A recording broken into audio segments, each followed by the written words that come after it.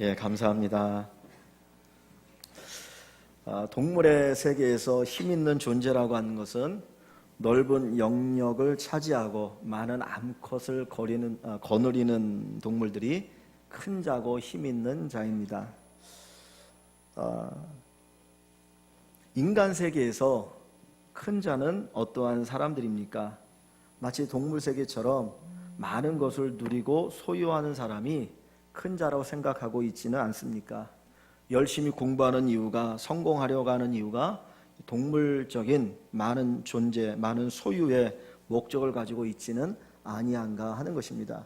오늘 본문 속에서 예수님의 제자들이 예수님에게 묻습니다. 천국에서는 누가 큰 자입니까? 천국에서는 누가 큰 자입니까? 아마 이 제자들은 예수님을 따라가면서 천국에 가면 그들은 대접받기를 원했던 것 같습니다. 세상에서 큰 자라고 생각하는 권력을 가지고 있는 사람들, 많은 것을 누리고 있는 사람들처럼 우리들도 이 땅에서는 힘들고 어렵게 살아가지만 예수님을 따르느라고 모든 것을 다 버렸지만 천국에 가면은 그래도 뭔가 누려야 되지 않겠습니까? 라고 하는 그 마음을 가지고 이 질문을 예수님께 드리고 있는 것 같습니다. 우리는 자본주의 사회 속에 살고 있습니다. 경쟁 사회 속에서 살고 있습니다. 그러다 보니까 천국을 생각할 때도 마치 자본주의처럼 또는 경쟁 사회처럼 생각합니다. 천국에서도 큰 자라고 하는 것은 많은 것을 누리고 살아가는 사람들이 큰 자고 복받은 자라고 생각합니다. 요즘 별 그런 게 없지만 과거에 부흥사 목사님들이 설교를 하시면서 천국에서 상급받는 분들, 천국에 가면 맨션도 있고 초가집도 있다. 그래서 정말 이 땅에서 잘 예수 믿는 사람들은 큰 저택에 살지만 그렇지 않은 사람들은 개털 모자를 쓰고 조그만 초라한 초가집 같은 데서 산다라고 하면서 신앙을 독려했던 일들이 있었습니다. 혹 여러분은 들었는지 모르겠습니다. 오늘 주님께서 이 천국에서 큰 자가 누구냐고 제자들이 물을 때 한 어린아이를 불러놓고 그 가운데에 세우고 그 아이를 통해서 주시는 교훈이 있습니다. 아이를 통해서 우리에게 주시는 이 교훈에 저와 여러분들이 은혜 받으실 수 있기를 주의 이름으로 간절히 축원합니다. 첫 번째, 어린아이를 통해서 우리에게 주시는 교훈은 어린아이와 같이 자기를 낮추는 자가 되라 하는 말씀입니다. 자, 본문 4절 말씀을 봅니다. 3절과 4절 말씀을 같이 읽습니다. 이르시되 진실로 너희에게 이르노니 너희가 돌이켜 어린 아이들과 같이 되지 아니하면 결단코 천국에 들어가지 못하리라. 누구든지 이 어린아이와 같이 자기를 낮추는 사람이 천국에서 큰 자니라. 아멘. 어린아이처럼 자기를 낮추는 자가 천국에서 큰 자일 뿐만 아니라 어린아이와 같이 되지 아니하면 천국에 들어갈 수 없다 그랬습니다. 여러분들이 어린아이와 같이 되어질 때 천국에 들어가는 것입니다. 다시 말하면 믿음이라고 하는 것은 어린아이와 같이 되는 것이다. 내가 믿음이 있다면 하나님 앞에 어린아이와 같이 하나님을 의지하고 우리를 낮추는 사람이 되어지는 것입니다. 어느 글에 보니까 이런 재미있는 이야기가 있습니다. 이 나이별로 아이들이, 자녀들이 아버지를 바라보는 인상에 대해서 이야기를 합니다. 4살 때는 아버지가 무엇이나 할 수 있는 전능한 분이다 라고 생각한답니다. 7살이 되어지면 아버지는 아는 것이 정말 많은 전지하신 분이다. 그런데 8살이 되어지면 달라지기 시작합니다. 아버지와 선생님 중 누가 큰가 의심하기 시작한다는 거예요. 그리고 12살이 되어지면 아버지는 모르는 것이 정말 많은 분이다. 그렇게 생각한답니다. 14살이 되어지면 아버지와 나는 생각이 다르고 세대차가 많이 난다. 그래서 아버지의 말을 듣지 않기 시작한대요. 이때가 사춘기죠. 25살이 되어지면 아버지는 이해하지만 아버지의 시대인 이 기성세대는 이미 지나갔다. 30살이 되면 또다시 조금 바뀝니다. 조금 철이 들기 시작하면서 아버지의 의견도 일리가 있다. 그리고 듣기 시작한대요. 40살이 되어지면 아버지의 의견을 묻고 결정을 합니다. 왜? 조금 더 철이 들었기 때문에 그 아버지의 경험을 받아들이기 시작한다는 거죠. 50살이 되어지면 아버지는 정말 훌륭한 분이었구나. 인생을 살다 보니 아버지가 얼마나 훌륭하게 살았는지를 깨닫기 시작한답니다. 60살이 되어지면 아버지가 살아계시면 무조건 아버지의 말씀대로 살겠다라고 생각을 하게 된다는 거예요. 왜? 그때는 아버님이 세상에 계시지 않을 수 있기 때문이죠. 나이가 들면서 아버지에 대한 생각이 바뀐다는 거예요. 근데 4살이나 7살 때는 아버지는 모든 것을 할 수 있는 전능하신 분이다. 아버지는 모든 것을 알고 있는 전지하신 분이다 라고 생각한다는 거예요. 오늘 본문 속에 어린아이를 얘기할 때 이 아이는 마치 4살이나 7살 아이처럼 하나님을 바라볼 때 그 하나님은 전능하신 하나님, 전지하신 하나님으로 알기 때문에 하나님 앞에서 자기를 겸손하게 낮춘다라는 겁니다. 하나님 우리를 사랑하시는 것을 알면, 우리를 사랑하실 때 자기 아들 예수를 십자가 달려 죽기까지 내어놓아 주신 그 사랑을 알게 되어지면 우리는 하나님 앞에 겸손하게 됩니다. 우리 일과의 모든 식구들이 하나님 앞에서 어린아이처럼 뛰어놀고 어린아이처럼 겸손해질 수 있기를 원합니다. 다윗은 이스라엘의 왕이었습니다. 정말 왕이라고 하는 것은 체면으로 사는 존재이죠. 근데 그 다윗이 하나님의 법궤를 예루살렘으로 옮길 때 너무나 기뻐서 덩실덩실 춤을 춥니다. 얼마나 춤을 췄냐면 자기 우통을 벗어 제껴놓고 춤을 추는 거예요. 그 모습을 멀리서 보았던 그 아내 미갈이 미쳤다.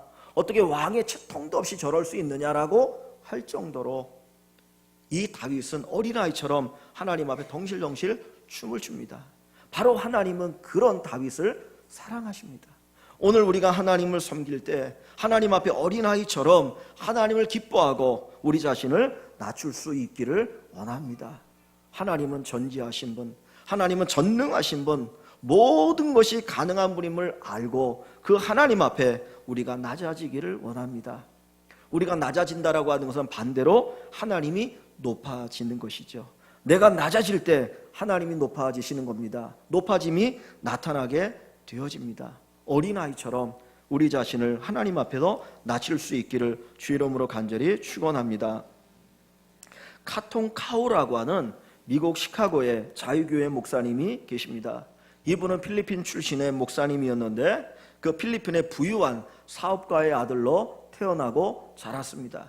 그런데 하나님의 큰 은혜를 받고 그가 목회자가 되기 위해서 신학교에 들어갔습니다.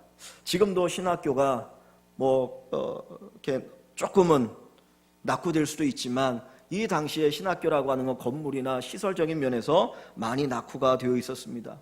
부유한 집에서 자랐기 때문에 좋은 환경을 누리며 살았는데 막상 신학교에 들어가서 이제 기숙사 생활을 하다 보니까 너무나 불편한 거예요. 화장실이나 욕실이 말할 수 없이 불편했고 불결했습니다. 그래서 참다 못해서 이 카오 목사님이 이제 학장실을 두드립니다. 그리고 학장님에게 얘기합니다.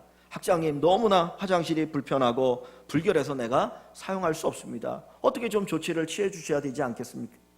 그러자 그 학장님이 그 이야기를 듣고 얼굴에 환한 미소를 띄웁니다. 그리고는 알았다라고, 내가 조치해 주겠다.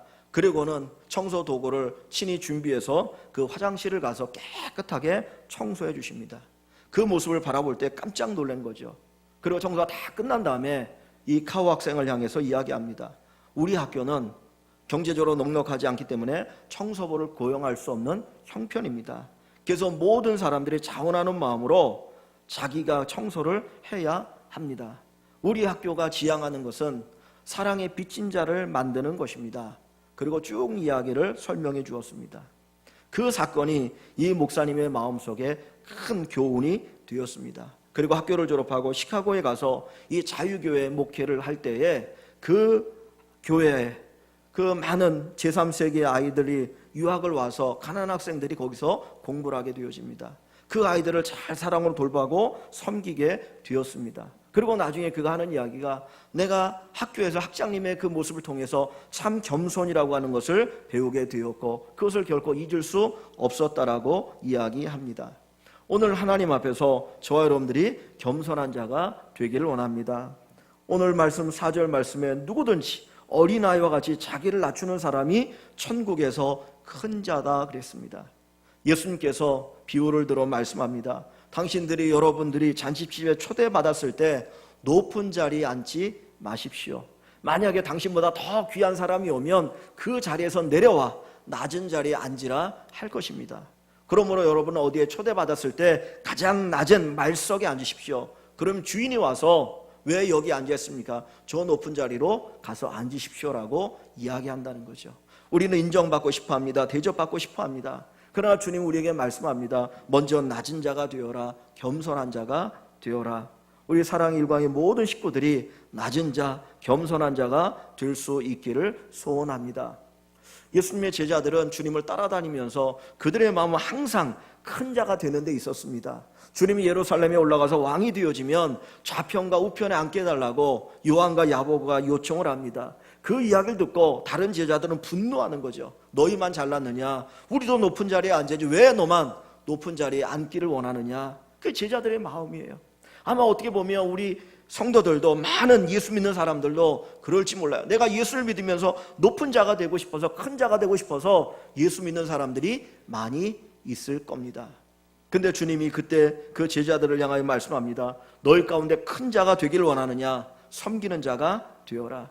너희 가운데 으뜸이 되기를 원하느냐? 종이 되어라. 오늘 우리가 믿음 생활 속에서 겸손을 배우기를 원합니다. 예수님이 예루살렘에 왕으로 올라가실 때 하얀 말을 타지 않으셨습니다. 왕들이 타는 말, 그리고 개선 장군들이 타는 것을 타지 않으시고 주님은 나귀 새끼를 타고 예루살렘에 올라가십니다. 왜입니까? 겸손한 왕이셨기 때문입니다. 오늘 저와 여러분들이 하나님 앞에 겸손해질 수 있기를 원합니다. 어떤 분이 이런 말씀을 했습니다. 하나님의 가장 가까운 친구는 누구냐? 하나님의 가장 가까운 친구는 자기를 낮추는 자다. 하나님은 높은 곳에 계시는 분이기도 하시지만 하나님은 낮은 곳에 계신 분이십니다. 우리가 높은 곳에서 하나님을 찾을 것이 아니라 낮은 곳에서 하나님을 찾고 하나님을 만날 수 있기를 주님의 이름으로 소원합니다. 다시 본문 3절 말씀을 가보시면 이런 말씀이 있습니다. 이르시되 진실로 너희에게 이르노니 너희가 돌이켜 어린 아이들과 같이 되지 아니하면 결단코 천국에 들어가지 못하리라. 여기 진실로라고 하는 것은 주님께서 강조하실 때 사용하는 말이에요. 주님이 쭉 설교를 하시면서 강조하고 싶을 때 땅땅 치는 것처럼 진실이라는 말을 쓰십니다. 진실로 강조하시면서 말씀합니다. 너희에게로는 너희가 돌이켜 그래서 돌이켜라. 돌이켜. 이 이야기는 뭘 얘기합니까? 지금 제자들의 마음 상태를 주님이 보여주시는 거죠. 너희가 돌이켜 어린아이들과 같이 되지 아니하면, 지금 제자들의 마음 상태는 어떻다는 거예요? 어린아이들의 마음 상태가 아니라는 거예요. 그들은 큰 자가 되고 싶었어요. 섬김을 받고 싶었어요. 그런 마음을 가지고 예수님께 질문을 던지고 있는 겁니다. 그때 주님은 그 마음을 돌이키라는 거예요. 이 돌이킨다라고 하는 말은 회개한다는 말과 같은 단어입니다. 회개하라는 거예요. 뭘 회개하라는 거예요? 대접받고 싶은 것을 회개하라는 거예요. 내가 다른 사람 위에 군림하고 싶은 것을 회개하라는 겁니다. 그 회개를 하고 어린아이처럼 낮아지고 겸손한 자가 되어라. 오늘 우리가 무엇을 회개해야 됩니까? 우리가 여러 가지 죄 짓는 것을 회개할 수도 있겠지만 먼저는 하나님 앞에서 낮아지지 못한 것을 회개할 수 있기를 원합니다. 우리가 예수를 믿으면서 세상 사람들처럼 성공과 출세와 돈과 명예를 쫓고 있는 것은 아닙니까? 우리가 예수를 믿을 때 그것을 위해서 예수 믿고 있는 것은 아닙니까? 주님 그거 다 내려놓고 나를 쫓으라. 너의 십자가를 지고 나를 쫓으라고 주님 말씀하고 계십니다. 우리의 성품이 변화되기 위해서 주님을 따르기를 원합니다. 낮은 자가 되어지는 것, 예수님의 마음을 품고 살아가는 것, 하늘의 영광을 버리고 이 땅에 오신 그 예수님의 마음을 품어라. 그 주님의 말씀처럼 저와 여러분들이 예수님의 마음을 품고 살아갈 수 있기를 원합니다. 몇 년 전에 그 2NE1이라고 하는 그 걸그룹의 노래 가운데 내가 제일 잘 나가 라고 한 노래가 있죠. 그죠? 여러분들 아마 들어서 다 아실 것입니다. 내가 제일 잘 나가. 아마 이 세상 사람들의 그 이야기를 잘 표현한 것 같습니다. 내가 제일 잘 나가. 나 잘 나가는 사람이야. 건들지 마. 근데 천국에서는 어떤 노래가 히트를 칠까요?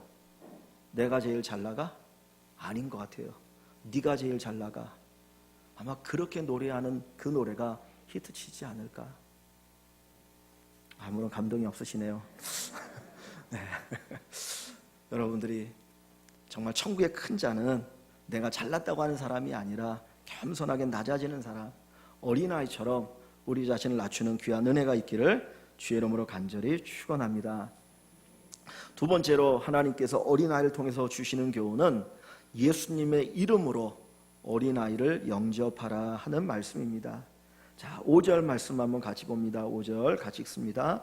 또 누구든지 내 이름으로 이런 어린아이 하나를 영접하면 곧 나를 영접함이니. 아멘.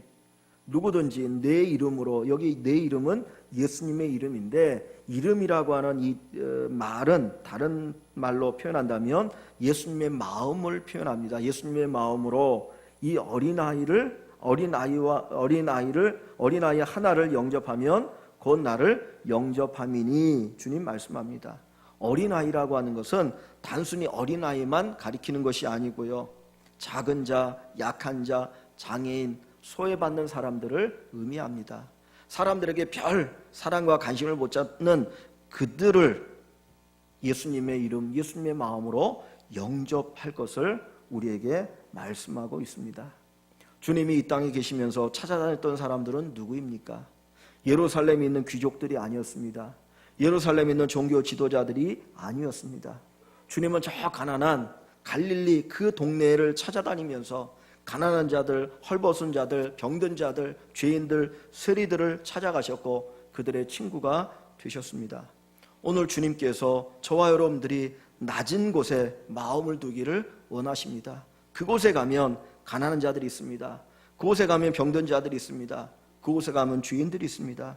그들을 찾아가길 원하고 그들을 주님의 이름으로 영접하기를 원하고 계십니다. 예수님 당시의 어린아이들은 사람의 숫자에 넣지도 않았습니다. 여러분이 성경을 보시면 주님이 오병이의 기적을 일으켰을 때 남자 장정만 5,000명이라고 얘기하죠. 어린아이들은 숫자에 넣지도 않았고 제대로 사람 취급도 하지 않았습니다. 사실 우리나라도 마찬가지죠. 어린이날이 1920년대에 방정환 선생님에 의해서 만들어졌거든요. 그 당시에 어린이라고 하는 말도 제대로 없었습니다. 뭐 아새끼, 뭐 저거, 그냥 뭐 인격적인 이 존재로 취급 제대로 받지도 않았어요. 근데 어르신이라고 하는 단어가 있는데 이 어린이들도 어떻게 높여서 부를 것 같고 어린신, 어르신 한 것처럼 어린신, 그러다가 어린이라고 부릅니다. 정말 무시당하는 그런 존재들을 향하여 그들을 영접하라, 그들을 대접하라. 그것이 바로 주님께서 우리에게 주시는 교훈입니다. 마태복음 25장에 보면 양과 염소를 심판하는 내용이 나옵니다. 그것을 천국의 비유라고 주님은 말씀하셔요. 오른쪽에 있는 사람들을 향해서 주님 말씀합니다. 내가 배고플 때 먹을 것을 주었고, 내가 헐벗을 때 입을 것을 주었고, 내가 병들었을 때 돌아보았다라고 말씀합니다. 그때 그들이 하는 얘기가 언제 주님이 배고팠고, 언제 주님이 헐벗었고, 언제 주님이 굶주렸습니까? 병들었습니까? 주님 하십니다. 어린 소자 하나에게 행한 것이 곧 내게 행한 것이다.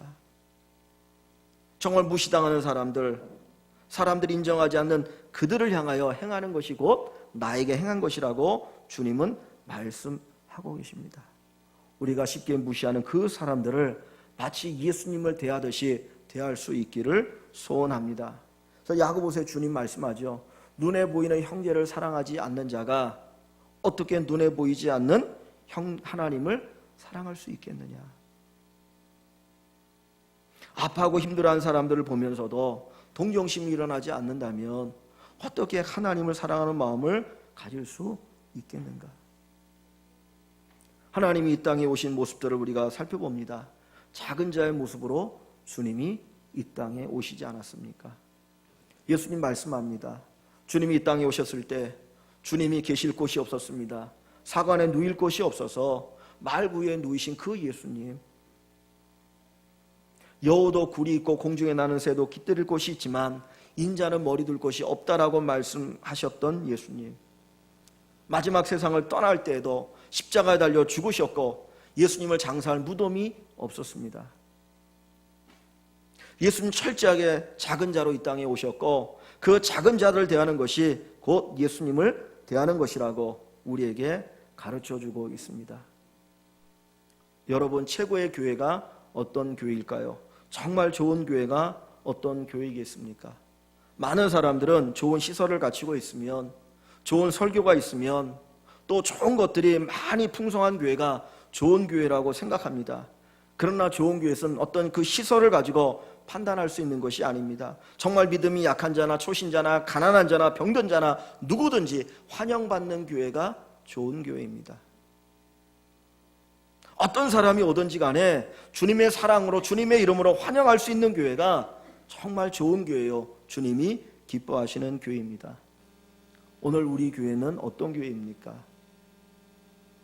정말 믿음이 연약한 사람들이, 가난한 자들이 왔을 때 그분들이 환영받는다라고 생각할 수 있는가 하는 것입니다. 여러분들은 옆에 있는 사람들에게 어떤 관심을 가지고 그분들을 바라보고 계십니까? 남처럼 바라보는 것은 아닙니까? 누군가 다가서겠지, 그리고 그냥 외면하고 있지는 아니하고 계십니까? 정말 주님의 사랑으로 대접하고 영접하는 그런 은혜가 있기를 원합니다. 예수님의 이름으로 물을 한 그릇만 대접해도 결코 상을 잃지 않으리라 했습니다. 주님의 마음으로, 주님의 사랑으로 옆에 있는 사람들, 소외된 사람들에게 다가설 수 있는 귀한 은혜가 있기를 주의 이름으로 간절히 축원합니다. 세 번째로 예수님께서 어린아이를 통해서 우리에게 주시는 교훈은 작은 자라도 실족하지 않게 하라는 것입니다. 자, 7절 말씀을 같이 봅니다. 6절 같이 읽습니다. 누구든지 나를 믿는 이 작은 자 중 하나를 실족하게 하면 차라리 연자 맷돌이 그 목에 달려서 깊은 바다에 빠뜨려지는 것이 나으니라. 아멘. 10절 말씀도 같이 봅니다. 삼가 이 작은 자 중에 하나도 없인 여기지 말라. 너희에게 말하노니 그들의 천사들이 하늘에서 하늘에 계신 내 아버지의 얼굴을 항상 배옵느니라. 아멘. 실족하게 하지 말라, 없인 여기지 말라, 주님 말씀하고 계십니다. 이 실족하게 한다라고 하는 이 말은 다른 말로 바꾸면 죄를 짓게 만든다라는 거예요. 실족하게 한다는 건 죄를 짓게 한다는 건데, 어떻게 죄를 짓게 하는 거냐면 앞에 걸림돌을 두어서 그것에 넘어져 죄를 짓게 하는 것, 그것이 바로 실족하게 하는 것입니다. 성경은 실족하게 하는 죄가 얼마나 큰가 하는 것을 우리에게 가르쳐주고 있죠. 우리 교회가 함께 기도하는 성기사님 가운데 이창계 성기사님 계시죠. 우크라이나에서 귀한 사역을 하고 계시는데, 지금은 그 처갓집에 대해서 제가 잘 모르겠습니다. 근데 예전에 학교를 다니고 이제 목회를 처음 시작할 때에 장인어른이 신앙생활을 안 하셨어요. 교회를 안 다니셨어요. 그 장모님도 권사님이시고 온 식구들이 다 예수 믿는데 유독 그 장인만 교회를 나가지 않으셨어요. 근데 이유가 있어요. 어떤 이유였냐면 그 장인어른이 교회 장로님에게 사기를 당했어요. 아마 큰 사기를 당했던 것 같아요. 그러고 나서는 어떻게 그것도 교회 장로가 사기를 칠 수 있느냐. 그 다음부터 교회를 나가지 않는 거예요. 자기 사위가 전도사고 목사고 선교사가 되었는데 교회를 나가지 않았어요. 요즘도 전도를 하면 신앙을 거부하는 분들이 있죠. 교회를 비판하는 분들이 있습니다.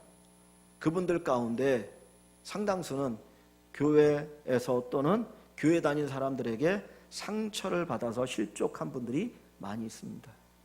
아마 우리 교회 안에도 그런 분들이 성도님들 가운데 그 가정에 있는 것 같아요. 그것은 바로 그분을 실족하게 하는 일이죠. 오늘 교회가 자칫 잘못하다가는 누군가를 실족하게 만드는 그 일을 한다는 겁니다. 그런데 오늘 말씀 여기 6절 한번 보시기 바랍니다. 이 실족해 하는 죄가 얼마나 큰가 하는 것을 보여주는데, 이 6절에 보면 누구든지 나를 믿는 이 작은 자 중 하나를 실족하게 하면 차라리 연자 맷돌이 그 목에 달려서 깊은 바다에 빠뜨려지는 것이 나으니라 그랬어요. 뭘 얘기합니까?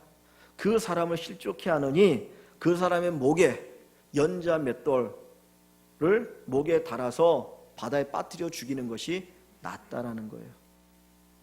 목숨을 빼앗는 것이 그 예수를 믿었던 그 사람으로 하여금 예수 믿지 않고 믿음을 떠나게 만드는 것보다 덜하다, 가볍다라는 얘기를 주님이 하고 계십니다. 그리고 뒷부분에 뭘 얘기합니까? 실족해 하는 일들이 있음으로 말미암아 세상에 화가 있다 그랬어요. 8절에는 이런 얘기를 하십니다. 만일 내 손이나 내 발이 너를 범죄하게 하거든. 지금 이 범죄는 어떤 범죄예요? 8절에 6절에서 얘기하는 실족해 하는 범죄를 얘기하는 거죠. 그죠? 실족해 하는 그런 죄를 네 손이나 네 발이 범죄하게든 범하거든 아예 찍어내 버리라. 장애인이나 다리 저는 자로 영생에 들어가는 것이 두 손과 두 발을 가지고 영원한 불에 던져지는 것보다 나으니라고 얘기합니다. 주님이 극단적으로 말씀하실 정도로 실족해 하는 것이 얼마나 큰 죄인가 하는 것을 우리에게 가르쳐 주죠. 9절에도 같이 얘기합니다. 내 눈이 너를 범죄하거든 빼어버리라. 우리가 누군가를 실족해 하는 것이 얼마나 무서운 죄인지 몰라요. 나 한 사람의 스쳐 지난 그 말 한마디가, 나 하나의 행동이 그 누군가를 실족했다면 하나님 앞에 너무나 큰 죄를 범하는 것이다. 우리가 깨달을 수 있기를 소원합니다. 바울 사도는 이런 얘기를 합니다. 고린도 교회가 고기를 먹는 문제로 내용을 겪고 있었어요. 이 당시에 시장에 파는 고기라고 하는 것은 신전의 제물로 바쳐졌던 것들입니다. 먼저 한번 제사를 드리고 시장에 내다 팔려지기 때문에 웬만한 사람들은 이 고기가 어디에서 나온지를 알고 있어요. 그런데 고린도 교회 안에서 성도들 가운데 논쟁이 벌어지는 거예요. 시장에 파는 고기를 먹어야 되느냐 말아야 되느냐. 구약에 보면 우상 제물은 안 먹었거든요. 다니엘도 바빌론의 포로로 끌려갔을 때 그 우상 제물로 드려졌던 것, 그것을 주었을 때 그건 먹지 않았습니다. 그러다 보니까 이 믿음이 약한 성도들은 우상 제물로 드려졌던 고기를 결코 먹을 수 없다라고 그들은 거절합니다.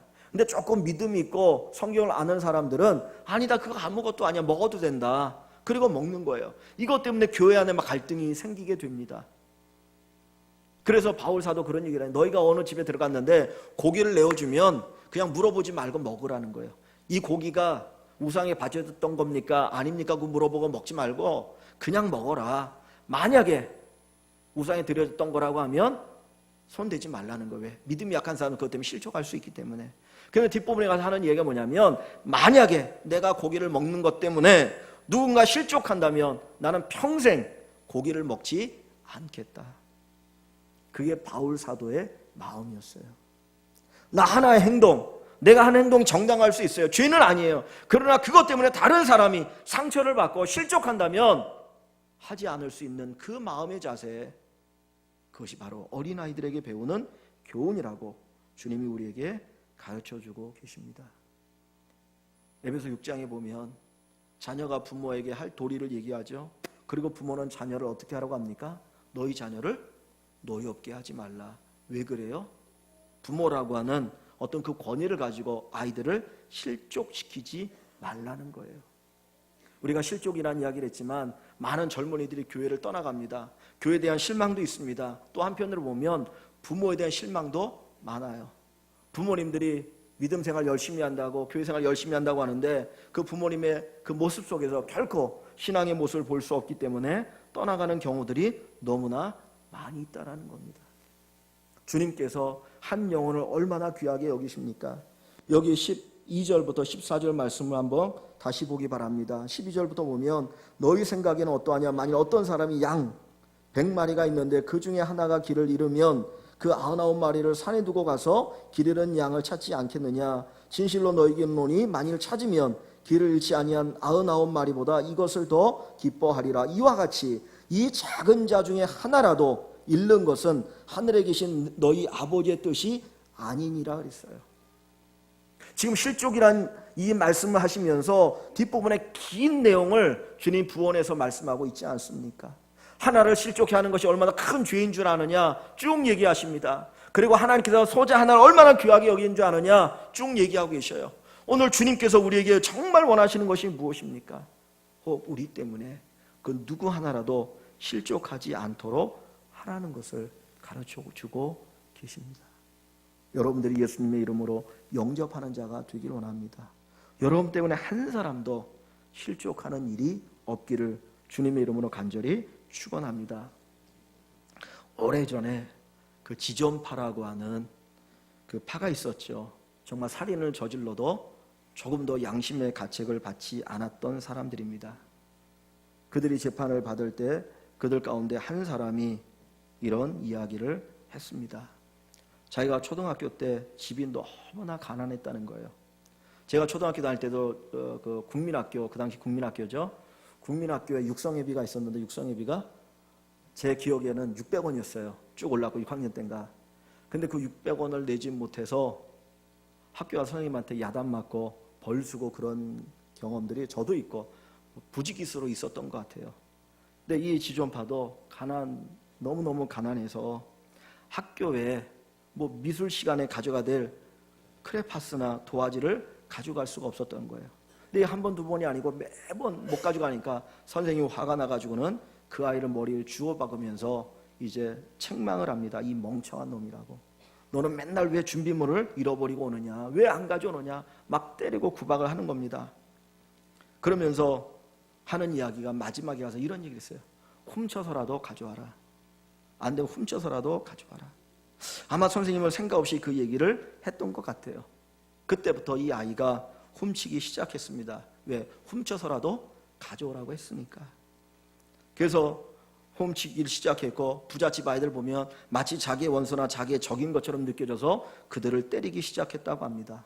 청년이 되어서는 좋은 차를 타고 다니는 사람을 보면 저 사람 나의 원수다, 저 사람 나의 적이라고 생각해서 그것을 빼앗는 것을 아무런 양심에 꺼리낌이 없이 했습니다. 그리고 나중에 결국은 사람을 죽이는 일까지 서슴없이 하게 되어집니다. 이 청년의 인생을 누가 망가뜨렸습니까? 뭐가 망가뜨렸습니까? 단 한마디죠. 훔쳐서라도 가져와라. 혹 우리의 말 한마디가 다른 사람을 실족하게 하지는 않을지 돌아보기를 원합니다. 업신여기지 말라. 실족하게 하지 말라. 내 말 한마디, 내 행동 하나하나에 조심할 수 있길 원합니다.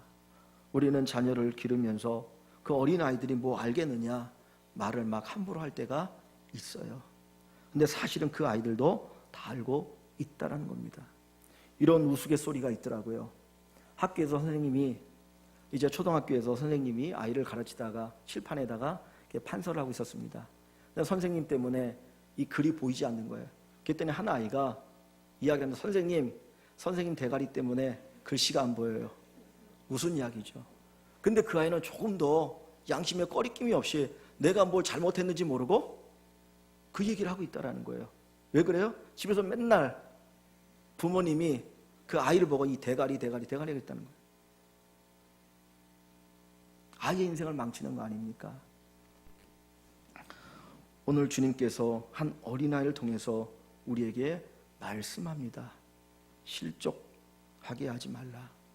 이 실족이라고 하는 이 단어가 영어로 스캔들이라고 하는 단어예요. 여기 스캔들이라고 하는 단어가 나왔습니다. 지상 최대 스캔들이 뭔지 아십니까?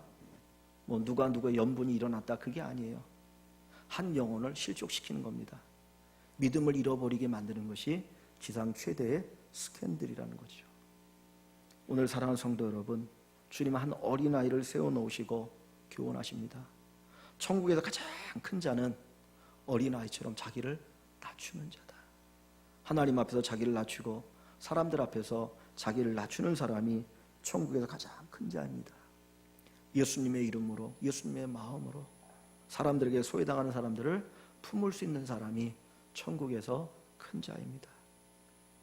예수님의 마음을 품고 그 누구 한 사람도 실족하지 않게 하려고 우리의 말과 행동에 신경 쓰는 사람들, 조심하는 사람들, 천국의 큰 자입니다.